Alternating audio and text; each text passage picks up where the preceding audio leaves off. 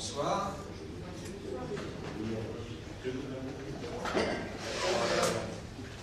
Merci de vous être déplacés. Cette soirée rentre dans le cadre des rencontres que nous organisons à Espace Marx depuis un an et demi, un cycle qui s'appelle Retour de Marx et nouvelles pensées critiques. Pourquoi Thomas Sankara? D'abord parce qu'on n'en parle pas assez. Et puis, il nous a semblé que dans certaines parties de ce continent qu'est l'Afrique, un certain nombre de forces sociales et dans la jeunesse se réfèrent beaucoup à Sankara, avec des échos dans les forums sociaux qui s'y sont tenus. Donc on s'est dit, ça serait très bien de faire quelque chose autour de Sankara, et on a cherché quelqu'un qui puisse nous en parler, nous apprendre des choses, et il nous a paru que Bruno Claffrey serait bien le bienvenu. Je pense qu'un certain nombre d'entre vous le connaissez. Il est ingénieur à France Télécom, c'est ça. Et on peut dire qu'il a consacré beaucoup de son activité militante au parcours et réalisation de Thomas Sankara. Il anime, ou il est un des animateurs de l'excellent site thomassankara.net. Il vous présentera, je pense. Donc, on lui a demandé de venir nous parler un peu de la pensée de Thomas Sankara, de son actualité, de ses réalisations, et voilà. Donc, bienvenue. Et puis, toujours, pour les habitués, on part sur 45 minutes en gros d'exposé, parce que nous, on pense qu'il faut laisser le temps à nos pensées de nous éclairer. Et puis après, échange entre vous. Et on essaye de finir à 21h parce que nous pensons aux gens qui habitent loin d'ici et qui reprennent les lignes de RER. Écoutez, Bruno Claffrey, encore merci d'avoir accepté notre invitation, et à toi la parole. Bien. J'espère que tout le monde m'entend bien. Alors, écoutez, je suis assez content d'être là, finalement. J'ai été membre du Parti communiste jusqu'en 1986. On peut dire que c'est là que j'ai acquis ma formation politique, qui m'a évidemment été très utile pour apprécier cette révolution. J'ai eu la chance de rencontrer Sankara quelques jours avant qu'il prenne le pouvoir. Ça a déclenché, j'avais d'abord vécu 2 ans en Côte d'Ivoire, ça a déclenché toute une série d'événements qui font que j'ai écrit des livres, j'anime ce site, et je consacre, comme a dit Patrick Coulon, l'essentiel de ma vie militante à faire connaître Thomas Sankara. Donc aujourd'hui, je suis invité par une association qui s'appelle Espace Marx, et donc évidemment ça donne une certaine tournure à mon exposé. Donc qu'est-ce que je vais essayer de faire?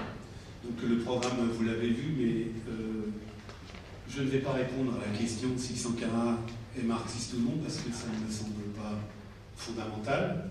Ce qui me semble le plus important, c'est de savoir si les concepts marxistes peuvent expliquer ce qui s'est passé, d'une part, et d'autre part, Sankara étant influencé par le marxisme, comme nous allons le voir, est-ce que le fait d'être influencé par le marxisme a été un plus pour cette révolution? Donc je ne vais pas franchement répondre à cette question, mais comme Espace Marx est une association, j'imagine, qui développe la recherche marxiste, j'espère bien que, par-delà des gens comme moi, un certain nombre de chercheurs se mettront à ce travail d'approfondir à travers des concepts marxistes ce qu'est cette révolution. Bon, il a parlé de l'Afrique, Patrick a parlé de l'Afrique. Pourquoi parler de Sankara aujourd'hui? Parce qu'évidemment, il est très connu, mais l'Afrique, c'est un continent d'avenir pour ses richesses. C'est là où se déroule une bonne partie des conflits entre puissances impérialistes pour avoir accès aux richesses et à la terre, mais c'est aussi là que se trouve un des combats principaux contre l'impérialisme, puisque pour toutes les mêmes raisons, c'est-à-dire qu'il s'agit pour les impérialistes d'avoir accès aux richesses de l'Afrique en en donnant le minimum de contrepartie. Malheureusement, je ne vais pas m'étendre longtemps sur les réalisations de la Révolution, parce que je voudrais vous parler d'autre chose, mais je vais quand même synthétiser ce qui s'est passé. Et je voudrais tout de suite, très vite, dire que Sankara est avant tout quelqu'un de pragmatique, et son souci permanent, avant toute théorisation, c'est le bonheur de son peuple. Et je commence donc par vous lire une citation. Notre révolution n'aura de valeur que si, en regardant derrière nous, en regardant à nos côtés, en regardant devant nous, nous pouvons dire que les Burkinabés sont, grâce à la révolution, un peu plus heureux, parce qu'ils ont de l'eau saine à boire, parce qu'ils ont une alimentation abondante, suffisante, parce qu'ils ont une santé resplendissante, parce qu'ils ont l'éducation, parce qu'ils ont des logements décents, parce qu'ils sont mieux vêtus, parce qu'ils ont droit aux loisirs, parce qu'ils ont l'occasion de jouir de plus en plus de liberté, de plus de démocratie, de plus de dignité. Je suis sur le mot dignité, qui, je ne vais pas en parler beaucoup, mais c'est fondamental dans cette révolution. Notre révolution n'aura de raison d'être que si elle peut répondre concrètement à ces questions. La révolution, c'est le bonheur. Sans le bonheur, nous ne pouvons pas parler de succès. Notre révolution doit répondre concrètement à toutes ces questions. Assez vite sur les réalisations qui se sont, on peut dire que la révolution s'est attaquée à tous les maux dont souffrent les populations africaines, que ce soit dans le domaine de la santé, et en exemple par l'OMS plutôt pour une campagne de vaccination, la mise en place d'un système pyramidal sur lequel je ne reviendrai pas, des campagnes de prévention, etc. À l'éducation, construction de nombreuses écoles et collèges, mais aussi tentatives de réforme de l'éducation avortée, parce que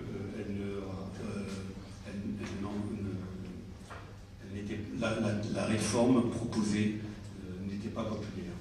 L'écologie, c'est un précurseur, la révolution burkinabé est un précurseur, on en parlait très peu, c'est la période de René Dumont qui fait 1% aux élections, qui a d'ailleurs influencé Thomas Sankara, et donc une lutte très volontariste contre la sécheresse, c'est le Sahel, bon, René Dumont a un peu exagéré en disant qu'il y aurait la famine en l'an 2000, il n'y a pas la famine au Burkina Faso, et donc, mais il y a effectivement, il faut en permanence se soucier de l'avancée du désert. Donc promotion de ce qu'on appelle les foyers améliorés, c'est-à-dire des foyers qui gaspillent moins les sources d'énergie comme le bois, ce qu'on a appelé les trois luttes, la lutte contre les feux de brousse, la lutte contre la divagation des animaux, la coupe abusive de bois. Donc il y a le souci et la première fois la reconnaissance que le problème de l'écologie est la source des problèmes de l'écologie c'est l'homme et qu'il faut donc que les hommes changent leurs habitudes. C'est extrêmement précurseur puisqu'on est dans les années 80. Formation politique de la population, développement des filières de production, on en reviendra, développement d'un marché intérieur, recherche d'un développement autocentré, c'est-à-dire fructifier les ressources naturelles, les transformer sur place, les vendre sur place et créer ainsi une circulation monétaire, une économie. C'est ça qu'on très schématiquement un développement autocentré. Et aussi dans le logement, donc ça s'est traduit essentiellement par des plans d'urbanisme généraux, c'est-à-dire que les villes étaient de façon anarchique. Là, on a organisé ce qu'on appelle les lotissements, ça veut dire on découpe la ville en parcelles, on prévoit à l'avance les adductions d'eau, les routes, l'électricité, le téléphone, et évidemment on a donné accès à ces parcelles beaucoup plus facilement que ça ne l'était auparavant, et ça a été massif. Un accès massif des couches moyennes aux parcelles et quelques constructions de logements dits sociaux. Le terme est un peu impropre puisque c'est surtout les couches moyennes qui avaient accès, mais ça n'existe pas auparavant. Un peu d'histoire maintenant, avant de rentrer dans le vif du sujet. La Haute-Volta était donc une colonie française. Elle est démembrée entre 1932 et 1947. Il s'agissait en fait, la Haute-Volta était considérée par la France comme un réservoir de main-d'œuvre. On puisait dans cette main-d'œuvre pour aller travailler dans les plantations de Côte d'Ivoire et aussi, par exemple, pour construire un chemin de fer, parce qu'il y a un chemin de fer qui a été construit de Abidjan jusqu'à Ouagadougou. Le travail forcé, vous connaissez peut-être, c'était la façon de faire travailler les Africains. Ils étaient obligés de travailler gratuitement. Et donc, ils travaillaient gratuitement pour les planteurs européens et ils travaillaient gratuitement. Et le train, je ne sais pas si une étude sérieuse a été faite sur le nombre de morts, mais comme dans beaucoup de colonies en Afrique, ça s'est traduit, les travaux forcés se sont traduits par du nombre mort. Houphouët-Boigny, vous connaissez peut-être, qui a été au début de sa vie politique apparenté au Parti communiste, a lutté contre le travail forcé parce qu'il voulait, lui-même étant planteur, voulait pouvoir bénéficier de cette main-d'œuvre à égalité avec les Européens. Alors, le pouvoir, je passe assez vite sur la colonisation. À l'indépendance, on est dans les années 60, le pouvoir est mis en place sous le contrôle de la France, avec un détail près, c'est que dans la période précédant l'indépendance, il y avait le multipartisme en Afrique, et au lendemain de l'indépendance, la plupart des pays africains, dont la Haute-Volta, se sont trouvés avec des systèmes à parti unique. Dès le début du pouvoir après l'indépendance, dès 1966, au Burkina Faso, une révolte populaire met à bas un gouvernement, le gouvernement néocolonial de Yaméougou, je ne me rappelle plus son prénom, Maurice Yaméougou. C'est les syndicats qui dirigent cette révolte populaire. Donc, si vous voulez bien, quand même, je situerai plus l'économie, enfin, un tableau de la Haute-Volta, mais c'est évidemment en ville que ça se passe, et au milieu d'une couche très petite de la population, mais c'est là que se trouve la réalité du pouvoir. Donc, les syndicats manifestent, ils arrivent à... Le RDA, qui est le parti de Houphouët-Boigny, est un parti néocolonial. C'est un parti essentiellement composé de notables, et c'est le respect aux notables qui fait qu'ils dirigent la vie politique. Ils ont un peu perdu leur activité militante qu'ils avaient, notamment juste après l'indépendance. Alors, la population demande à ce que ce soit l'armée qui vienne au pouvoir, et donc c'est là qu'on aura un pouvoir dirigé par un militaire qui est un ancien officier de l'armée coloniale. Et originalité de la Haute-Volta, nous assistons à différentes, avec des détails près, à différents systèmes politiques, mais surtout avec un certain multipartisme qui n'existe pas ailleurs. C'est-à-dire qu'une fois, par exemple, la Misana sera élue au deuxième tour, donc il y a une vie politique essentiellement par des partis qui sont issus du RDA, donc des partis qui défendent la colonisation, mais aussi un courant socialiste dirigé par le professeur Guy Serbeau, qui est un des plus grands historiens africains, qui lui est plutôt lié à la mouvance socialiste. Donc il y a cette vie politique, et il y a une libéralisation politique qui fait que, parce que ça va être l'année où vont rentrer les étudiants, dont je parlerai un peu plus tard, vont se créer durant cette période, d'abord le Parti africain de l'indépendance, qui est un parti qui va être lié au mouvement communiste international, qui va être un parti interafricain et qui va exister dans un certain nombre de pays, et va se créer donc de façon clandestine, mais aussi des scissions de ce parti, de différentes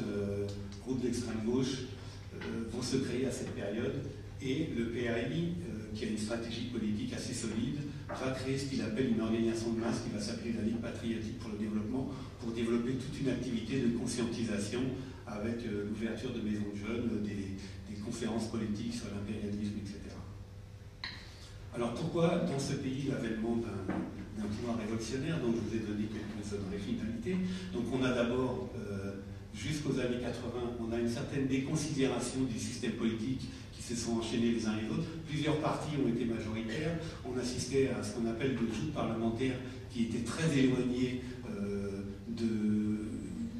des besoins des populations. Et donc ils se sont tous déconsidérés les uns à travers les autres. Et donc cette couche qui montait, ces jeunes étudiants, et y compris même cette couche de jeunes militaires, remettait globalement en cause ce pouvoir, d'autant plus qu'ils étaient travaillés en ville, évidemment, par les groupes d'extrême gauche qui se réclamaient tous du marxisme-léninisme. On a donc une faillite économique et politique, ça c'est la gabegie de tous les pays néocoloniaux, dirigés par une caste qui ne pense que très peu au bien-être de la population et qui profite de cette place pour s'enrichir. Nous avons aussi une clarification successive au sein de l'armée, puisque jusqu'en 80, on avait des pouvoirs politiques, ensuite on aura un certain nombre de coups d'État, et à chaque fois, une caste de l'armée va se trouver écartée et exclue de l'armée. Vous avez par exemple d'abord les anciens adjudants formés par l'armée coloniale, dont la Misna est un exemple. Ils vont être écartés d'abord une fois du pouvoir. Ensuite, on aura une autre couche de l'armée plus plus jeune, mais qui n'était pas non plus les jeunes contemporains de Sankara, qui va prendre le pouvoir pendant 2 ans, qui a d'abord été soutenu par le parti de Kizerbo et qui va très rapidement, malgré quelques tentatives de s'adresser au peuple, qui va très rapidement devenir une dictature, parce que justement les syndicats et les partis politiques font de l'action politique de façon très intense, et donc il y a une répression importante. Et vous avez donc, ce que je viens de vous dire, donc, les mouvements d'extrême gauche, principalement créés par les gens du PAI, puis un certain nombre de sections, des gens qui ont vécu mai 68 en France, au sein de la Fédération des étudiants d'Afrique noire, qui passent leur temps à s'étriper, on va dire, entre chapelles marxistes-léninistes, sur les textes de Lénine, etc. C'est un peu ces gens-là qui rentrent et qui tentent de prendre la direction des syndicats, sachant que la stratégie des groupes d'extrême gauche est évidemment de prendre la direction des syndicats pour organiser des grèves. Donc on a cette mouvance-là. Donc on a 3 courants, hein, c'est pas dans les détails. Et vous avez donc maintenant les jeunes militaires autour de Thomas Sankara. Donc la personnalité de Sankara est évidemment extrêmement importante. Il attire de par ses qualités personnelles et son charisme. Et il y a aussi une affaire de génération. Je me rappelle avoir vu des jeunes militaires de l'âge de Sankara qui me racontaient cette espèce de coup d'État comme une histoire de copain. On va prendre le pouvoir tel jour, etc. Et simplement par connaissance, sans forcément avoir de formation politique. Et donc ce phénomène qui existe, hein, c'est-à-dire une emprise de Sankara et de ses amis au sein de l'armée, mais aussi une volonté de formation politique de Sankara et de quelques-uns des officiers qui vont créer avec lui des groupes clandestins au sein de l'armée. Ils vont même demander au PAI de leur organiser des cours. Des cours de formation politique, ça va être un peu plus loin. Je vais vous donner quelques... Bon, enfin, il y avait... je ne sais plus où c'est.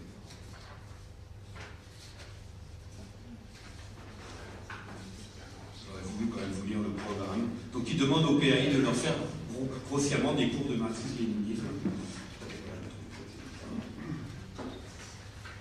Si, je viens sur la fin. Alors voilà un peu, il s'adresse au PAI, et voilà, donc ça c'est un dirigeant du PAI qui m'a donné le programme du cours de ces jeunes officiers. Hein. Ils étaient 10 et ils étaient 10 officiers. Sankara avait demandé la formation, et je vous donne quelques exemples. Pendant 6 séances de nuit d'environ 2 heures, nous assisterons, etc. Voilà le programme. L'évolution de la société et classe sociale, le capitalisme et le socialisme, la situation nationale et l'étape des révolutionnaires voltaïques, et les lectures conseillées, la critique du programme de Gotha, que faire, la maladie infantile du communisme, le gauchisme de Lénine, mais aussi des brochures telles que, issues parce qu'il y avait évidemment les pro-chinois, les maoïstes, enfin, les Chinois et les Coréens qui avaient massivement des brochures, enfin ceux qui ont vécu cette époque, etc., connaissent un peu. Voilà donc on a, vous voyez, ce brassage, on a donc une succession d'événements politiques, un affrontement de plus en plus fort entre les partis politiques du jour ADR étant déjà exclus de la vie politique de facto par les militaires. Il y a donc clandestinement les syndicats qui réclament plus de liberté en multipliant les grèves. Et il y a donc les groupes d'extrême gauche qui mènent la lutte pour prendre la direction des syndicats, organiser ces grèves. Et vous avez au sein de l'armée donc une couche de militaires qui sont formés au marxisme-léninisme et qui s'en réclament. Ils ne le disent pas ouvertement, mais ils ont en tout cas cette formation. Et Sankara, Sankara fait lui-même des démarches, il a des amis très proches qui sont dans certaines de ces organisations, que ce soit du PAI ou d'autres, dont le nom peu importe, et il crée le lien avec ces organisations politiques. Il aurait pu prendre le pouvoir un peu plus tôt avec ses amis, mais il s'y est refusé parce qu'il considérait que les conditions politiques n'étaient pas prêtes. Il voulait effectivement prendre le pouvoir pour faire une révolution. Et donc vous avez, je vais faire des petites parenthèses pour les gens qui sont intéressés par des recherches liées à des penseurs marxistes. Mes connaissances sont très élémentaires sur le sujet. J'ai simplement quelques souvenirs de ma jeunesse quand j'étais aux étudiants communistes, mais j'ai eu quelques discussions avec mes amis, dont Jean-Claude qui est là, et un autre ami italien qui m'a fait quelques cours accélérer le marxisme. Disons en tout cas que sur cette période, on a des concepts qui c'est intéressant à étudier, c'est les concepts d'hégémonie de Gramsci sur effectivement l'emprise d'une classe sociale sur l'ensemble de la société. Et nous avons ici, alors évidemment, c'est pas une classe révolutionnaire au sens marxiste, puisque c'est la petite bourgeoisie intellectuelle, qui n'est pas forcément la classe la plus avancée, mais qui a réussi en fait à créer cette espèce d'hégémonie dont les touches les plus vives, on parlera de la vie dans les campagnes un peu plus tard, en diffusant massivement les idées révolutionnaires, et y compris même en s'aliénant de son côté, enfin en s'alliant avec une couche de l'armée qui va devenir majoritaire, et c'est fondamental. Donc voilà un concept intéressant. Il y a, en plus, on verra, bon, je vais en terminer un peu vite, mais il y a cette idée d'intellectuel collectif. Sankara a une dépression favorite qui consiste à parler du génie créateur du peuple, c'est-à-dire qu'on doit penser collectivement et créer ensemble, et créer, je vous parlerai un petit peu plus loin de ce qui s'est passé effectivement dans la Révolution. Donc la prise du pouvoir, elle se fait, donc on est dans cette situation-là, on est dans les années 80, 82, 83, je passe un peu, et Sankara en 83, au début de l'année 83, fait des discours très, très incisifs. Il expliquera après qu'il fallait choquer cette population qui était sous l'emprise d'un certain nombre de choses dont on parlera un peu plus tard. Il faut la choquer parce qu'il faut absolument qu'elle comprenne qu'on peut insulter des gens et qu'on a le droit de le faire quand c'est des gens qui... Enfin, c'est une interprétation, c'est évidemment pas les mots qu'il emploie, mais il faut violenter cette population pour qu'elle prenne conscience de sa force et qu'elle n'ait plus peur d'affronter les gens justement qui maintiennent ce pays sous le joug du néocolonialisme. Voilà, donc on est dans une période en 83 où en fait on a déjà un secteur progressiste de l'armée qui est au pouvoir, qui a déjà exclu de l'armée un secteur qui était plutôt lié, on va dire, au socialisme, il n'était pas vraiment, mais qui avait, en prenant le pouvoir, mis quelques idées un peu en faveur du peuple, mais qui s'était très rapidement déconsidéré en réprimant massivement les syndicats. Et donc il y a un coup d'État en 82, dans lequel Sankara n'est pas à l'origine, mais les gens s'en servent, sa popularité, et c'est pas lui qui est président de la République, il reste un petit peu en réserve, et donc on a une lutte politique ouverte, notamment pendant deux discours, où Sankara fait des discours très, très incisifs contre l'impérialisme et contre la bourgeoisie nationale, les féodaux, etc. Et à côté, on a le président, qui est aussi un militaire, qui apparaissent un peu fade et qui ne tient évidemment pas le... Donc il s'agit en fait de créer le conflit avec le dernier secteur qui empêche la révolution, une partie de l'armée et une partie de la bourgeoisie nationale. C'est ce que va jouer Sankara dans la dernière période. Et il va être arrêté le 17 mai 83. Il va être arrêté le jour où Guy Pen, le conseiller Afrique de Mitterrand, atterrit à Ouagadougou, donc lui-même fait le lien entre ces deux événements. Il est arrêté, et à ce moment-là, la population manifeste. Enfin, la population, c'est justement le PAI et l'organisation d'extrême gauche qui organise des manifestations, essentiellement d'étudiants, parce qu'ils contrôlaient d'étudiants et d'élèves, ils contrôlaient les associations d'étudiants, et évidemment des militants les plus avancés des syndicats, dont un certain nombre sont membres de ces organisations, la partie la plus importante étant le Parti africain d'indépendance dont je vous ai parlé. Et donc on a une conjonction de conflits au sein de l'armée et une conjonction de mouvements populaires.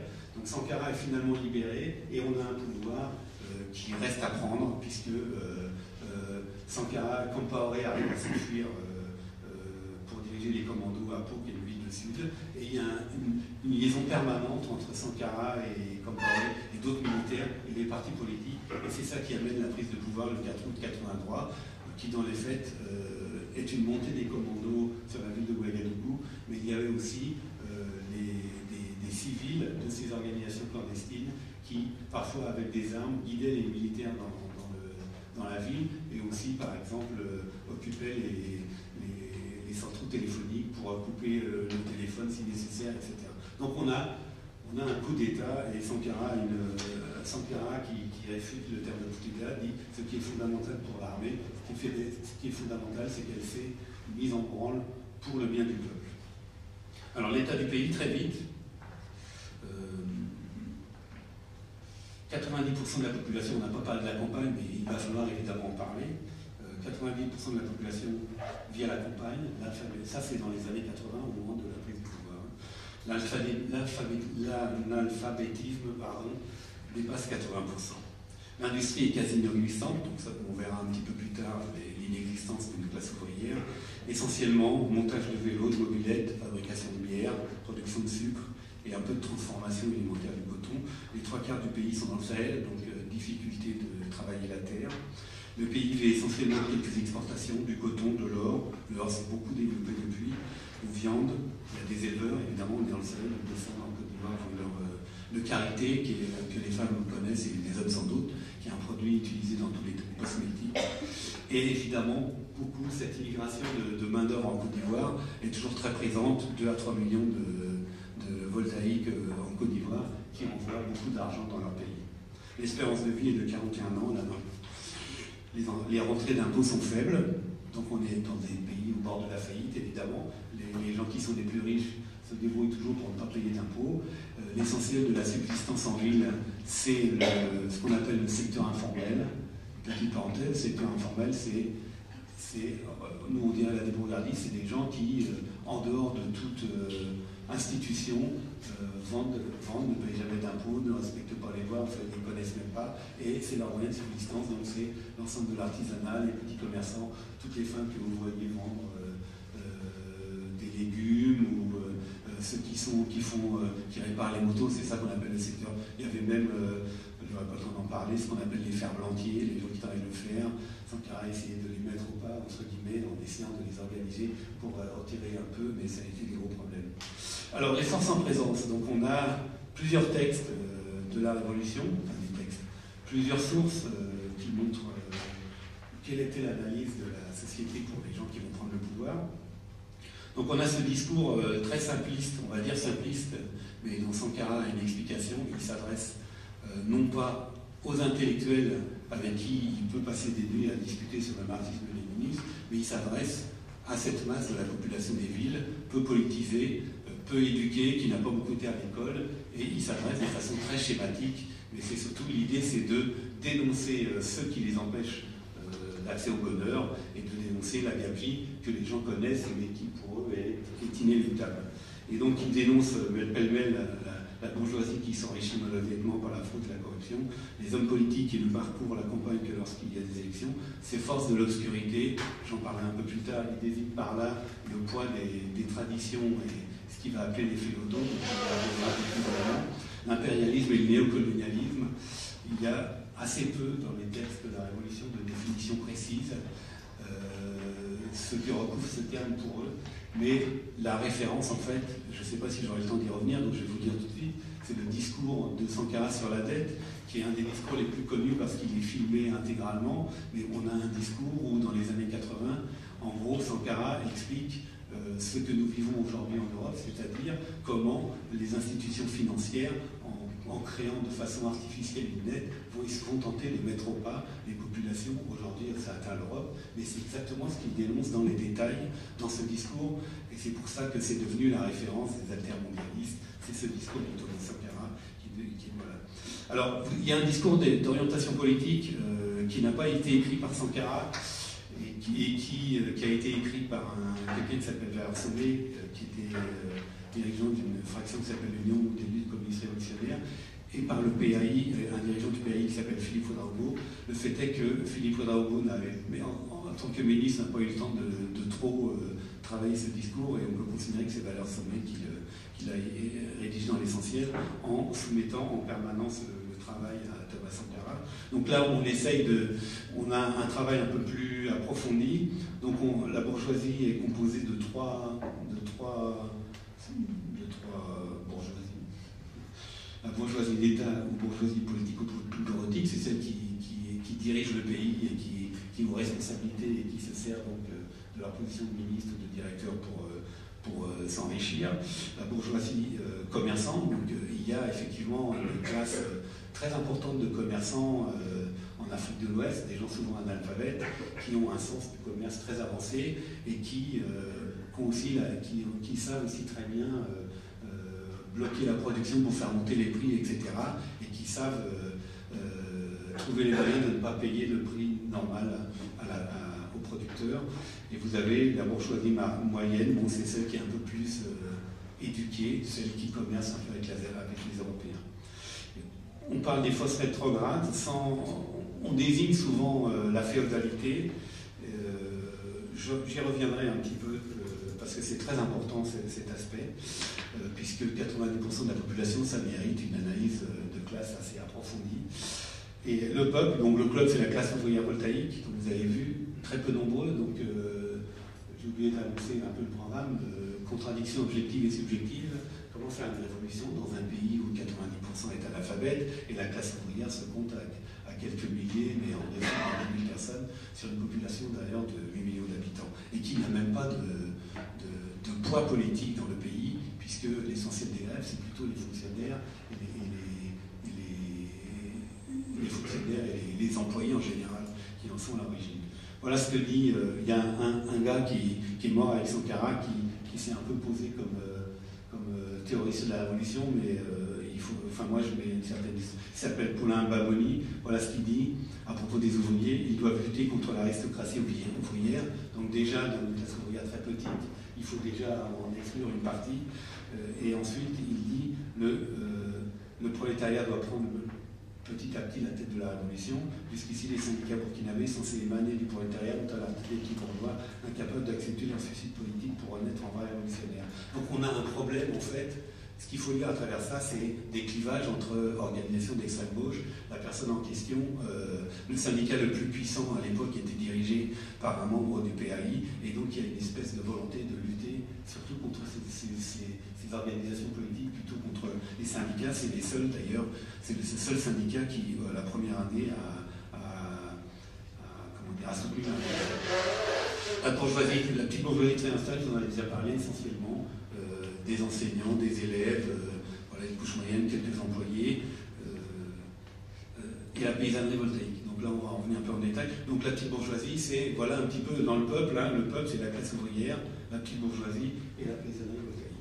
Donc il faut, ce qui est dit sur la paysannerie, je vous le lis simplement, hein.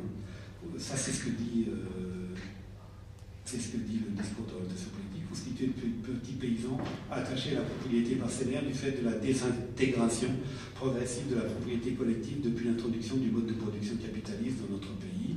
Ça s'apparente à la petite bourgeoisie, etc. Et pour Bamoni, la paysannerie est d'office une classe révolutionnaire au repos que la conscientisation et la mobilisation seules peuvent réveiller pour être avec la révolution. Donc on a, permettez-moi de vous dire, une certaine insuffisance théorique sur l'analyse de la paysannerie. Tous ces intellectuels révolutionnaires avaient pourtant... alors, il faut peut-être que je donne quelques éléments sur... on passera sur le même prolétariat, mais quelques éléments sur ce que c'est que la paysannerie voltaïque. Il n'y a pas, parce qu'on lit ici et là sur Internet que la Révolution a donné l'accès aux paysans à la terre. En Afrique, on n'est pas dans ce schéma des latifundia de l'Amérique du Sud, ou même du sud du Portugal, comme on a connu auparavant.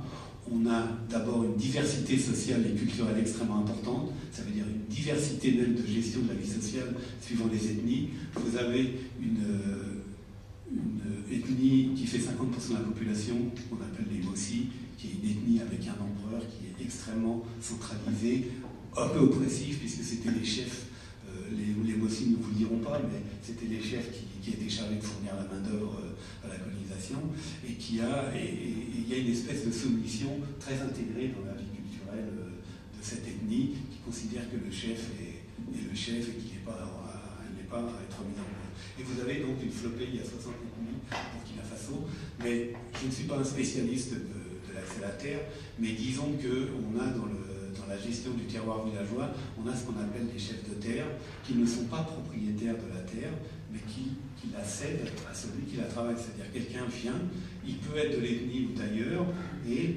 contre un peu de cadeaux, etc., il vient demander, il fait une cérémonie avec des noix de cola, etc., très traditionnelle, et on lui cède de la terre pour travailler. C'est un peu à l'origine des problèmes que nous connaissons en Côte d'Ivoire, où effectivement il y a beaucoup de Burkinabés qui se sont installés parce qu'ils travaillaient, ils venaient pour travailler la terre, alors que les voltaïques étaient plutôt se sentant plutôt considérés comme des planteurs, voulaient juste bénéficier du fruit de leur travail. Donc ils se sont installés, ils ont fructifié des terres. Mais comme il y a le développement de la population, il y a un vrai problème foncier dans la mesure où les jeunes autochtones, on va dire, même s'il y a parfois 2 ou 3 générations de voltaïques. C'est une parenthèse quand même pour... bon. Et donc il y a, de la part de ces révolutionnaires, il y a quand même une insuffisance de réflexion sur ce que c'est que la vie paysanne. Il y a bien cette idée que développe Sankara sur le fait qu'il faut lutter contre les feux à dos pour un certain nombre de raisons. D'abord parce que ça rend les gens soumis à la force supérieure, etc. Ça les rend soumis aussi aux aînés. Donc vous avez plusieurs systèmes d'inégalité sociale. Vous avez le lignage. Je vous donne des idées en vrac. Le lignage, c'est que celui qui a créé le village et toute sa famille a un poids plus important dans le village que ceux qui viennent après. Donc c'est lui qui est le chef de terre, c'est lui qui attribue la terre, et les autres n'ont pas le même pouvoir dans le village. Et vous avez aussi le problème des aînés, qui est encore un autre problème. Celui, moi je me rappelle j'ai fréquenté beaucoup un village où mon ami de ce village avait 40 ans et il se plaignait de ne pas avoir de terre, qu'il fallait en permanence qu'il travaille pour son père alors qu'il avait 40 ans et qu'il était toujours obligé de demander à son père de quoi vivre, etc. Vous voyez des problèmes dont les traces ne sont pas très visibles dans ces analyses de classe. Et il y avait encore une dernière idée que je voulais défendre, mais qui me sort un peu de la tête. Tant pis, ça me reviendra peut-être. Donc, et pourtant, il y a eu en France des gens qui ont travaillé là-dessus. Ce que je voulais dire, oui, c'est que ces dirigeants révolutionnaires ont le lien et ont cette connaissance, puisque c'est la première génération qui quitte la campagne, en fait. Ces jeunes intellectuels-là, ils reviennent de toute façon, en général, tous les étés dans leur campagne, ils connaissent parfaitement le système, encore qu'il y a probablement des choses dont ils n'ont pas conscience, mais bon, ils ne le font pas, et j'anticipe un peu, mais c'est vrai que la paysannerie va être un problème central de cette révolution, sans place ouvrière qui dirige la révolution. Sankara a voulu introduire la paysannerie comme classe politique de façon un peu volontariste. Il a créé une union des paysans, etc. Enfin, il a fait beaucoup de choses. Il y a eu des CDR dans les campagnes, etc. Mais ça restait toujours un problème qui, pris effectivement par les problèmes de la gestion politique quotidienne, que ce soit la confrontation entre les alternatives ou la gestion du pouvoir, il y a cette difficulté à appréhender la vie dans les villages, alors qu'il y a des travaux, en particulier en France, en anthropologie marxiste, des gens comme Claude Meillasson, qui ont écrit des livres Femmes, greniers et capitaux, ou même un sociologue qui s'appelle Maurice Duval, qui a écrit un livre qui s'appelle Un totalitarisme sans État, et c'est l'anthropologie politique à partir d'un village burkinabé, où ils se sortent un peu du schématisme qui consiste à dire que les paysans n'ont pas de terre, etc., et qui essayent d'imprégner où sont les confrontations finalement, où sont les contradictions sociales au sein de la paysannerie et du monde paysan, en rajoutant tout de même qu'il y a de très grandes différences suivant les ethnies elles-mêmes. Il y en a qui sont considérés comme on les appelle les anarchistes, comme les SAMU ou les lobbies, parce que c'est des gens qui ne veulent pas de chef et qui sont toujours les premiers à se révolter. Et vous avez les Mossi, dont est issu Blaise Compaoré, Sankara étant issu d'une ethnie mixte, qui sont au contraire très soumis à la chefferie, et c'est ce qui fait qu'il y a une telle importance de la chefferie dans les élections. Donc je passe sur le Lumpen prolétariat, je vous lis quand même quelques phrases sur le schématisme. Le Lumpen prolétariat doit servir un réseau d'indicateurs pour dénoncer les ennemis de la révolution, etc. Bon, il faut reconnaître, je schématise, j'en parlerai peut-être dans les CDR si j'ai le temps, mais bon. Alors, disons qu'ils ont été mis à contribution, c'est vrai que c'était ce qu'on appelle le Lumpen prolétariat, c'est probablement pas ce que vous imaginez, ce qui existait dans l'Union soviétique, mais c'est en fait cette masse de jeunes qui viennent de la campagne, qui ne sont pas à l'école, qui n'ont pas de travail, et qui tous les jours se vendent, tous les jours cherchent la nourriture, etc. Et c'est ces gens-là, effectivement, qui vont être les militants des CDR, parce que justement, on leur donnera à manger tous les jours, et qui, s'ils ne sont pas encadrés, effectivement, créeront des problèmes dont vous avez sans doute entendu parler. Voilà. Donc, là, on va faire je vais essayer de vous expliquer en quoi consistait cette révolution. Je pense qu'on va s'arrêter, on a commencé bien en retard, donc on va s'arrêter à 8 heures, ça va. Donc j'en ai encore beaucoup, donc je vais essayer d'aller plus vite. Donc, très vite, pourquoi pas oublier, la dignité, comme je vous l'ai dit, est fondamentale. Donner la dignité au peuple, c'est lui donner confiance en lui-même, et c'est probablement la chose la plus importante qui s'est passée dans ce pays.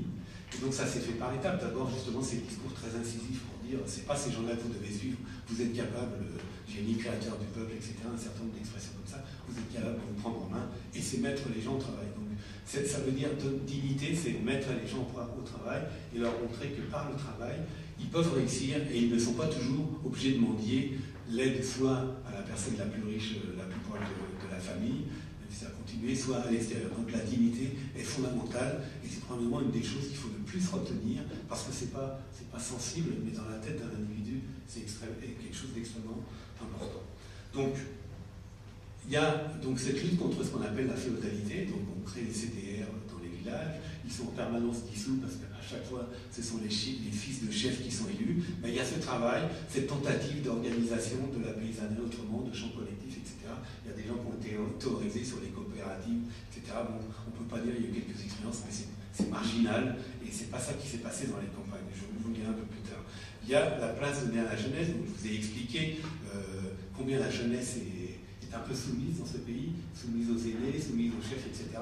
Et Sankara, qui lui-même a 34 ans quand il prend le pouvoir, donc lui-même est jeune, bon, dans son histoire, on verra avec ses parents, lui a compris l'importance, parce que cette jeunesse, elle n'a rien à perdre, elle a beaucoup d'énergie. Aujourd'hui encore, en Afrique, la jeunesse a beaucoup d'énergie, ce qui lui manque, c'est des dirigeants politiques qu'on n'assassine pas, et ceux qui sont là, malheureusement, ce n'est pas toujours de bonne qualité, les meilleurs, on les assassine, mais elle a beaucoup d'énergie, elle est capable de donner énormément, et c'est ce qui va se passer pendant la révolution burkinabé, avec des travers, des contradictions, c'est des contradictions ce qu'on appelle objectives. Ces jeunes sont mobilisables, mais ils ont pas de formation politique, et ceux qui peuvent les encadrer sont peu nombreux, donc évidemment, il y a des déviations, etc., qui sont éliminées. Alors, à propos des femmes, il y a beaucoup à dire. Sankara a visiblement écouté les féministes les plus avancés du monde.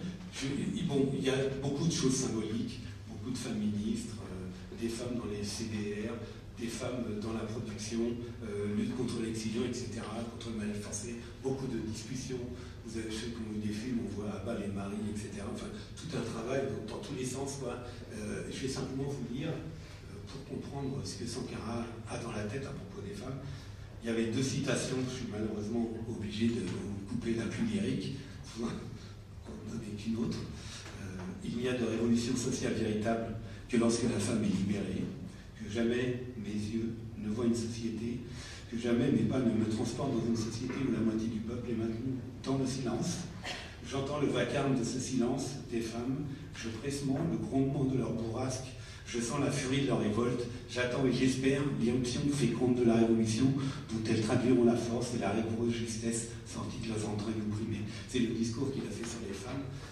Lisez ce discours, entre parenthèses, tous les discours de Sankara disponibles sont en ligne sur le site thomasankara.net. Ce discours est probablement le plus abouti, y compris même dans la restitution de ce que le marxisme a pu apporter sur la question, que sur le lyrisme et la sensibilité que peut avoir un homme africain sur sa mère et sur les femmes en général.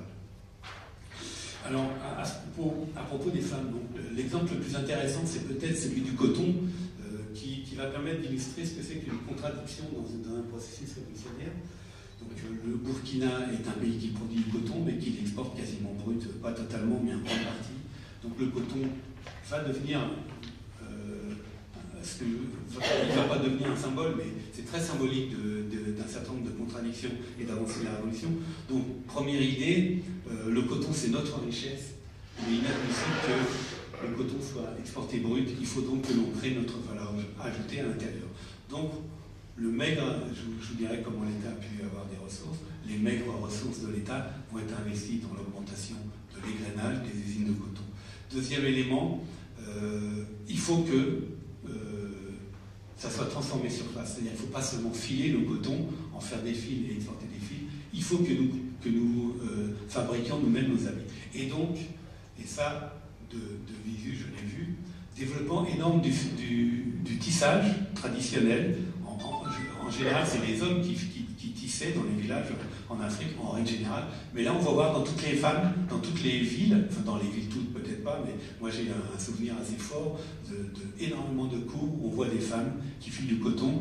Donc ça permet plusieurs choses. D'abord, la libération économique des femmes qui ont, de ce point de vue-là, un moyen de subsistance, puisqu'elles ont avant, elles vendaient des fruits, donc elles avaient, j'imagine, le bénéfice en fin de journée n'était rien du tout. Là, elles ont un vrai travail reconnu. En plus, Sankara fait lui-même la promotion de ces outils traditionnels dans les conférences internationales. Et donc, elles ont un moyen de subsistance, donc c'est la libération économique, comme on dit, et développement du marché intérieur, puisque on a notre coton qu'on a maintenant construit, on a fabriqué nos habits sur place, il faut les vendre. Et là, on a le volontarisme et nouvelle contradiction. On oblige les fonctionnaires à porter cet habit 2 fois par semaine, mais cet habit coûte plus cher que les friperies, c'est-à-dire déjà à cette époque, on trouvait des quantités de fripes qui venaient d'Europe pour rien du tout, et les gens s'habillaient là et s'habillaient avec ça. Et le tissage traditionnel, les habits sont beaucoup plus chers. Et donc, contradiction. Qui va acheter ces habits? Forcément les couches moyennes. Malheureusement, c'est les couches moyennes qui sont les seules à soutenir la révolution. Schématiquement, il y a une vraie contradiction qui se crée et qui va évidemment créer des problèmes dans cette révolution. Voilà pour le coton.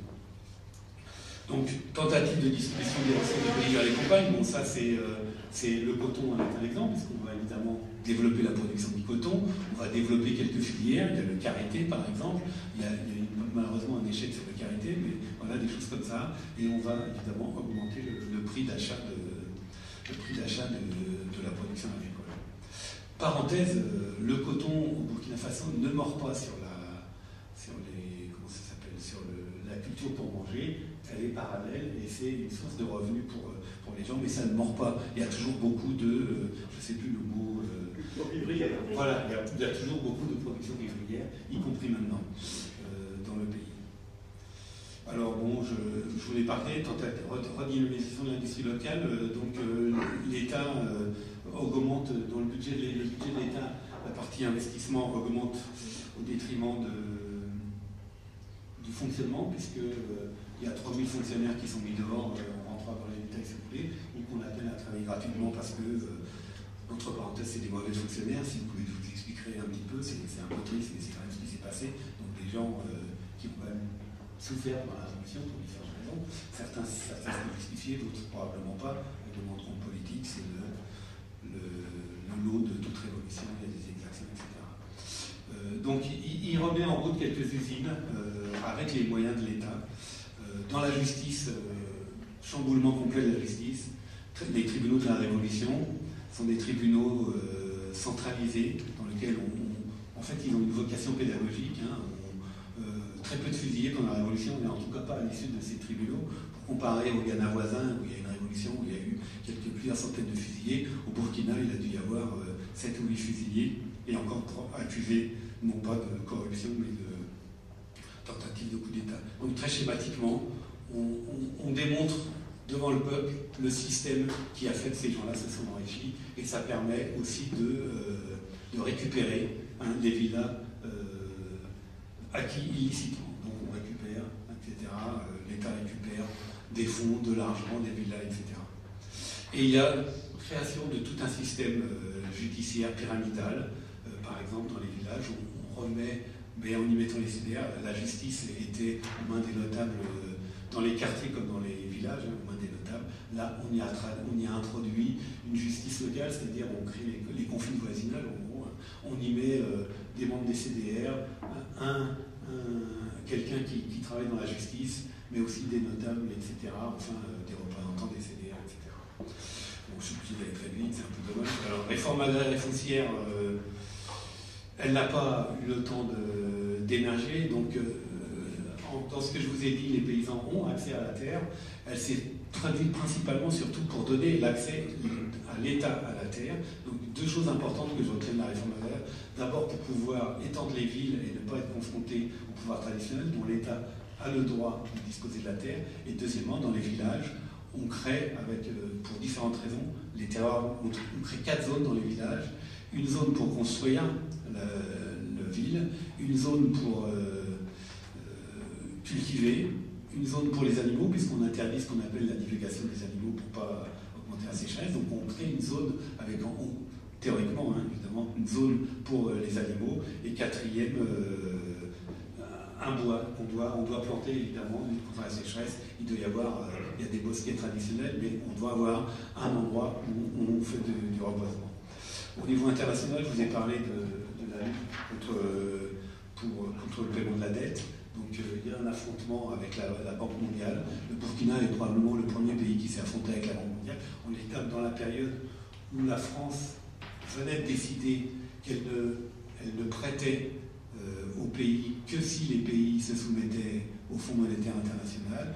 Et Sankara a affronté le Fonds monétaire international jusqu'à refuser l'accord. Je ne rentre pas dans les détails. Je vous ai parlé de la France, donc on ne va pas entrer dans les détails, mais bon, l'aide française a diminué. C'est difficile là, je ne sais pas ce que je vais faire. Maître de cérémonie, Alors, je vous donne autre chose importante. L'armée est fondamentale. Donc, je pense que vous avez entendu Mongo-Betty. De cette révolution, Mongo-Betty dit on peut en effet s'attendre désormais à ce que les révolutions adviennent en Afrique grâce aux armées nationales, seule force politique opérationnelle après la faillite des organisations civiles, dont le dernier quart de siècle nous fournit l'illustration. Bon. On a cru à un moment que les coups d'État allaient s'arrêter. L'armée est incontournable et l'analyse de l'armée est évidemment fondamentale. Vous, comme moi, vous êtes très attentifs à ce qui se passe au Venezuela. C'est aussi un militaire qui a pris le pouvoir. Effectivement, il y a eu des affrontements aussi au sein de l'armée, mais c'est un militaire qui a pris le pouvoir. Donc cette question mérite d'être posée sans l'évacuer. Et donc, en tout cas, Sankara s'attaque à l'armée aussi. Il détruit. Là, je voulais vous lire une citation, mais je vais être obligé d'y aller. Mais bon, en gros, l'armée est au service du peuple. Elle doit se mettre à la production. Elle ne doit pas coûter. Elle ne doit pas. Écoutez ce qu'ils disent, notre doctrine dit que la défense du peuple ne peut être confiée qu'au peuple. Donc il y avait des armes dans les CDR, et qu'est-ce que ça veut dire? L'armée, évidemment, a des rôles de défense nationale, mais c'est elle qui est chargée de former le peuple au maniement d'armes. Vous aviez des maniements d'armes, etc. pendant la Révolution. Mais il faut aussi souligner que la direction de la Révolution c'était que des militaires qui dirigeaient la Révolution. Il faudrait rentrer dans les détails, mais bon, quadrivirat de militaires, plus le secrétaire général du CDR qui était et ça a posé des problèmes justement au Parti africain d'indépendance qui assez rapidement a quitté le processus, mais parce que, et d'autres, parce que les militaires avaient trop de poids dans ce processus. Donc je voulais parler un peu de l'État, parce qu'on est dans une association. L'État est fondamental pour les marxistes, donc bon, schématiquement, l'État c'est l'instrument de domination d'une classe sur l'autre. Donc voilà, mais donc, dans mes conversations avec quelques amis, il y a déjà dans les premiers textes de Karl Marx une attention au fait que, enfin, il dit plutôt que l'État doit s'endormir tout seul, en gros, parce que une fois que la classe bourgeoise sera battue, il n'y a plus de raison d'avoir un État aussi oppressif. Or, nous sommes victimes un peu de l'échec des pays socialistes, où effectivement cette question de l'État n'a probablement pas été, on n'y a pas fait attention, il y avait des excuses, mais l'État a effectivement donné toute une multitude de services à la population, mais était aussi d'une certaine façon un instrument assez oppressif. Voilà. Donc, et là, malheureusement, je n'aurai pas le temps de développer, mais il se passe beaucoup de choses par rapport à l'État sous la Révolution. Et la question, c'est de savoir si même Sankara, tout en ayant conscience il n'a pas intégré cette idée que l'État, évidemment, sert, est aux mains de la classe qui va prendre le pouvoir, mais laquelle est-elle? On a vu que c'est une grosse interrogation, mais aussi veiller à ce que l'État ne devienne pas une machine bureaucratique. Et donc là aussi, on est dans des vraies contradictions, c'est-à-dire qu'on va créer des CDR dans les ministères, donc il va y avoir des comités ministériels qui vont surveiller, les ministres vont devoir rendre compte devant des CDR, mais ces CDR vont aussi servir à lutter contre les dirigeants syndicaux. Vous voyez qu'on est effectivement dans des vraies contradictions. En tout cas, il est vrai que les CDR avaient beaucoup plus de pouvoir, y compris même dans la direction des ministères, que Sankara lui-même avait beaucoup de défiance par rapport aux technocrates. Alors les gens du PAI qui sont de leur formation un peu technocrate, puisque c'était des gens extrêmement formés, il y en a un qui était polytechnicien, l'autre avait fait toute sa carrière politique. Je vous en donne quelques exemples, c'était un parti extrêmement riche. Donc ils ont critiqué Sankara au moment de la planification, en disant qu'il remettait en permanence en cause ce que faisait les technocrates. Donc il y a la question du pouvoir personnel, le faisait-il parce que cette espèce de technocratie l'embêtait, etc. Donc il y a tout un travail, en tout cas il y a toute une réflexion à faire, parce qu'il y a aussi des choses très importantes, comme le fait que, sur la question de l'État, le fait que maintenant on amenait les cartes d'identité, par exemple, dans les villages, c'est-à-dire que les paysans étaient oppressés, ceux qui connaissent, chaque barrage, il fallait sortir 3 000 francs, on n'a pas de carte d'identité, autant de barrages, il faut sortir de l'argent. Non, là, ok, on va payer... si on n'a pas sa identité, mais on va en voter avec la diminution des salaires de 10%. C'est une nouvelle contradiction. On est un État pauvre, on a besoin d'argent. Qui a de l'argent? Il y a évidemment beaucoup de volontarisme pour faire payer les commerçants. Ceux qui ont vécu là-bas ont fermé à tour de bras des commerçants qui ne payaient pas les impôts. Mais où on va prendre l'argent? D'autant plus que dans un contexte international, et là je suis obligé d'aller très vite, il n'y a pas beaucoup de gens qui mettent le Burkina. Un peu Cuba qui, lui, est confronté à la guerre contre l'apartheid. Grosse déception de la part de l'Union soviétique, qui, Sankara les critique. Grosse déception même y compris par rapport à la Libye, qui fait beaucoup de discours, mais qui a du mal à allonger l'argent. Et donc, Sankara, quelques exemples, il va jusqu'à piquer un avion à Kadhafi pour lui dire tu m'as promis quelque chose, je me sers, puisque soi-disant tu veux m'aider, tu ne fais pas, je me sers moi-même, etc. C'est normal. Voilà, bon, je suis obligé d'aller très vite. Alors quand même, quelques citations de Sankara à propos du marxisme, pour terminer, ça ne va pas durer très longtemps. Alors, une première fois, j'ai eu la chance de le rencontrer quelques jours avant qu'il prenne le pouvoir, et j'ai été envoyé par l'hebdomadaire Révolution, donc il m'a pris pour le représentant des communistes. Et moi, bon communiste discipliné, je me dis, mon travail c'est de faire parler Sankara sur ce qui va être la lecture des communistes de ce que pense Sankara. Donc je lui demande s'il est marxiste, et voilà ce qu'il me répond à ce moment-là. Notre combat rejoint celui d'autres familles politiques, mais ce serait une erreur de nous affirmer marxistes-léninistes. Nous ne sommes pas mûrs. C'est une étiquette qu'on ne saurait distribuer facilement, viderait le marxisme-léninisme de son contenu. Il y a, peut-être qu'il le pense, il y a aussi le fait qu'il n'est peut-être pas très bon, alors qu'il va prendre le pouvoir quelques jours après, de se déclarer et de voir diffuser dans toute la presse que Sankara est un marxiste-léniniste. Chacun fait l'interprétation qu'il veut. Alors, et petit à petit, il va s'affirmer un peu plus sur cette question-là. Alors, interviewé, voilà ce qu'il dit, interviewé, c'est à propos des livres qu'il dit. Sans me trahir, je peux vous avouer quand même que je connais les classiques du marxisme-léninisme. Ça, c'est une interview un journaliste français, je ne sais plus lequel. Vous avez lu question certainement le Capital de Karl Marx, non pas entièrement, mais j'ai lu tous les lignes. Vous emporteriez ces œuvres si vous deviez vous trouver sur le désert. Sûrement, l'État et la Révolution de Lénine, c'est pour moi un livre refuge que je relis souvent, sinon que je suis de bonne ou de mauvaise humeur. Je ne comprends pas pourquoi il dit ça. Alors ensuite, je continue. L'État et la Révolution donnent une réponse à des problèmes qui nécessitent une solution révolutionnaire. Donc voilà quelqu'un quand même qui est à bonne école. J'ai parcouru l'État et la Révolution, c'est un livre effectivement qui, en tout cas, nous amène à réfléchir. Et quand on dirige un pays, c'est sûr qu'il vaut mieux l'avoir lu que de ne pas l'avoir lu. D'autant plus si on va faire la révolution. Et un peu plus loin, donc, là, je vais vous lire toujours quelque chose sur quelques phrases issues du discours sur les femmes, pour vous montrer quand même ces références. L'importance du matérialisme dialectique est d'avoir dépassé les limites essentielles de la biologie, d'avoir échappé, il parle des femmes évidemment, de l'exploitation des femmes, d'avoir échappé au test simpliste de l'asservissement à l'espèce pour introduire tous les faits dans le contexte économique et social. C'est le passage d'une forme de société à une autre qui justifie l'institutionnalisation de cette inégalité, une inégalité secrétée par l'esprit et par notre intelligence, etc. Engels a fait l'état de l'évolution des techniques, mais aussi de l'asservissement historique de la femme qui naquit avec l'apparition de la propriété. Je raccourcis, disons, la citation.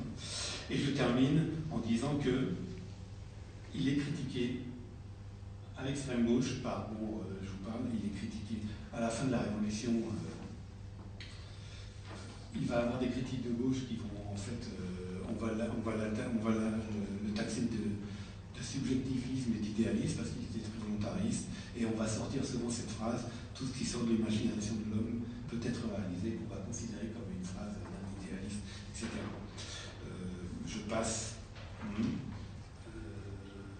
Alors, dernière citation à interview en 87, donc là, il est mort en 87, à la fin de sa vie. Comment êtes-vous devenu marxiste? Donc il ne le dit pas, on répond d'une façon très simple, à travers des discussions et l'amitié avec certains hommes, mais cela a également été le résultat de mon expérience sociale. Bon, je passe, donc il s'avoue vraiment marxiste, en tout cas lui il le reconnaît. Donc je voulais terminer sur l'assassinat de Sankara. Donc on est quand même dans les locaux du Parti communiste, donc sachez que le Parti communiste et les Verts sont engagés dans une demande d'enquête parlementaire sur l'assassinat de Sankara. C'est un travail que nous faisons avec différentes associations de survie. Et donc il faut quand même que je termine par ce qu'on sait de son assassinat. Donc il y a de fortes présomptions sur le fait que la France ait participé à cet assassinat, que ce soit les réseaux socialistes de Guy Pen ou ceux de Focard. Il y a un certain nombre d'éléments que nous avons. Il y a même un extrait de film sur le site où vous voyez des Libériens, je passe sur l'alliance entre Charles Taylor, Kadhafi, la France, etc., pour aller à l'assaut du Libéria.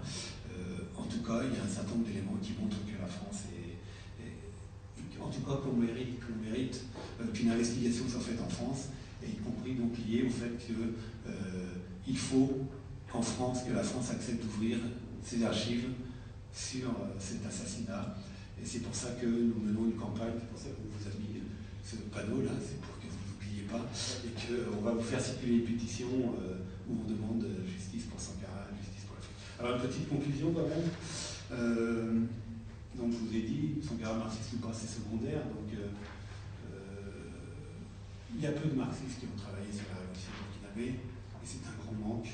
C'est un manque d'abord théorique pour vous tous, et c'est un manque théorique pour l'avenir de l'Afrique. Comme je l'ai dit, l'Afrique c'est le continent d'avenir. Cette expérience est extrêmement riche. J'espère vous avoir donné un peu de consistance, mais il faudrait encore en parler beaucoup plus, et justement se mettre ça c'est vraiment un aperçu rapide, des travaux plus solides, et il y a des documents. On n'a toujours pas les carnets de Sankara, mais j'espère qu'on les aura un jour, ou une analyse de fond de sa pensée, etc. En tout cas, c'est délaissé par les marxistes occidentaux. Je sais qu'il y a eu je crois, un séminaire d'Actuel Marx l'an dernier qui a parlé du socialisme en Afrique, mais je n'ai pas vu, je crois qu'il y a eu quelque chose sur Sankara, mais je n'ai pas eu de restitution. Je sais que à la FASPA, il y a eu un travail qui a été fait un peu sur cette. Mais le travail n'est pas fait. Franchement, il n'est pas fait. Je vois beaucoup de marxistes s'intéresser à la relecture de Karl Marx aux sociétés occidentales. Il doit y avoir des dizaines et des dizaines de livres qui ont été écrits là-dessus. C'est probablement passionnant. Mais là, il y a un terrain vierge à défricher. Et les gens qui aiment la recherche, qui s'y mettent, il y a vraiment de quoi faire. Aujourd'hui, Sankara commence à être connu. Ses livres commencent à être vendus. Je vous en ai amené quelques-uns si ça vous intéresse. Mais il y a un intérêt, et en tout cas en Afrique, il y a un intérêt extrêmement important dans la société civile pour cette expérience qui est, etc. Donc, je vous ai parlé de la place de l'armée, intéressant. Je n'ai pas parlé de l'homme nouveau, j'aurais dû vous parler de l'homme nouveau, un peu vite. Il y a des apparences entre la construction de l'homme nouveau chez Sankara et le Che, cet homme un peu idéaliste qui va se donner corps et âme sans retour, qui va se sacrifier pour la révolution. Che Guevara maltraitait ses collaborateurs, Sankara un petit peu de la même façon. Je ne sais pas s'il avait modèle, s'il connaissait tout ça.